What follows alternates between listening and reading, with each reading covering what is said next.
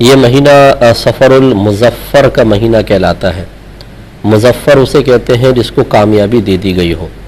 اسی سے آپ تھوڑا سا اندازہ کر سکتے ہیں کہ جب سفر کے مہینے کو مظفر قرار دیا جاتا ہے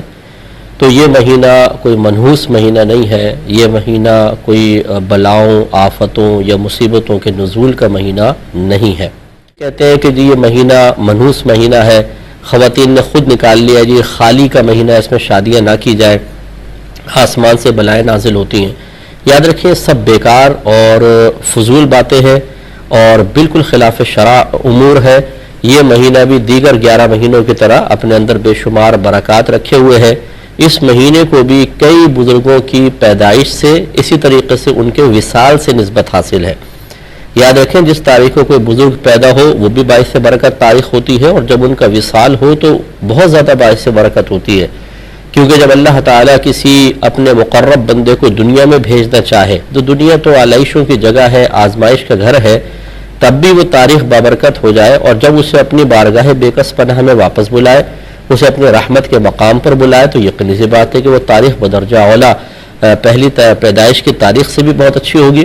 تو اسی لیے وصال کی تاریخیں جو ہیں، یہ وصال کے جو ایام ہوتے ہیں یا مہینے ہوتے ہیں بہت ہی بابرکت ہوتے ہیں۔ تو اب یہ سفر المظفر کے مہینے میں آپ اگر تاریخ اٹھا کر دیکھ لیں، بے شمار بزرگ پیدا ہوئے، بے شمار فوت ہوئے ہوں گے، بہت سارے بہترین واقعات اس مہینے میں ہوئے ہوں گے۔ تو یہ مہینہ باعث برکت مہینہ ہے، کوئی برا مہینہ نہیں، کوئی خالی کا مہینہ نہیں،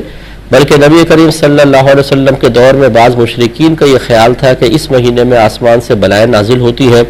تو نبی کریم صلی اللہ علیہ وسلم نے اسی لیے ولا سفر کے الفاظ بیان فرمائے کہ سفر کا مہینہ کچھ بھی نہیں ہے، یعنی یہ جو آپ توہم پرستی میں مبتلا ہیں اس کو دور کریں۔ اسی طرح 13 تاریخ کو منحوس سمجھا جاتا ہے اور اس مہینے میں شادی نہیں کی جاتی، یہ سب دقیانوسی باتیں ہیں۔ ایک کامل الایمان مسلمان کے لیے شرعاً بالکل درست نہیں ہے کہ وہ اس قسم کی توہم پرستی کے پیچھے چلے جس کی کوئی شرعی دلیل اس کے پاس نہ ہو۔ مظفر کے آخری بدھ کو بہت سارے لوگوں کو باغوں کی طرف جاتے دیکھا، وتھ فیملی بچوں کے ساتھ جا رہے ہیں، معلوم کیا تو پتہ چلا کہ جی نبی کریم صلی اللہ علیہ وسلم کو اللہ تبارک و تعالیٰ نے اس دن صحت سے نوازا تھا، آپ بیمار تھے تو سرکار باغ میں گئے تھے، اس سنت کو پورا کرنے کے لیے ہم جا رہے ہیں۔ اب وہ چونکہ میرا زمانہ طالب علمی کا دور تھا، جب میں نے تحقیق کی تو معلوم یہ ہوا کہ سفر کے مہینے کے آخری ایام میں تو نبی کریم صلی اللہ علیہ وسلم کا مرض زور پکڑ گیا تھا، کوئی شفا نہیں ہوئی تھی، اور اسی طرح کوئی آپ باغ میں نہیں گئے تھے۔ تو اب یہ لوگوں نے اپنے پاس سے بس سنی سنائی بات، اور بات وہی ہے اگر آپ میرا نقطہ سمجھیے کہ جب ذہن میں رہنمائی کے لیے نہ قرآن کی تعلیم موجود ہو تو پھر اسی قسم کی بے سروپا باتیں انسان کے ذہن میں موجود رہ کر بہت سارے اعمال کی بنیاد کا سبب اور ذریعہ بنتی ہیں۔ اس لیے خدارہ اس سے باہر نکلیں اور اپنی نسلوں کے اندر یہ دقیانوسی اور توہم پرستی کا وائرس منتقل نہ کریں۔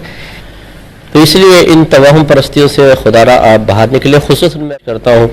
قرآن پاک میں بے شمار اعمال پر عذابات کا تذکرہ ہے، حدیثوں میں بہت سارے اعمال ذکر کیے گئے جس کے نتیجے میں اگر انسان نافرمانی سے محفوظ نہ رہے تو میدان معاشر میں ذلت، رسوائی، ندامت، پچھتاوا اور سخت عذاب، بھوک پیاس وغیرہ کا ذکر موجود ہے۔ ان میں سے کوئی بھی بات دل پر اثر نہ کرے، سری حدیثیں، سری آیات موجود ہوں تب بھی انسان گناہوں کے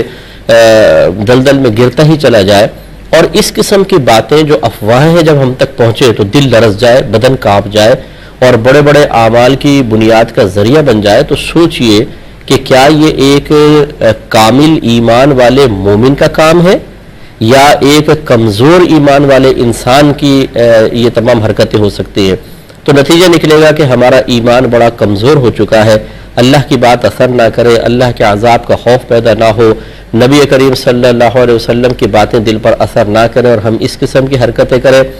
اور یہ توہم پرستی اور اس طرح کی الٹی سیدھی باتیں ہمیں خوف میں مبتلا کر کے بے شمار اعمال کی بنیاد بن جائے، اس پہ ذرا ہمیں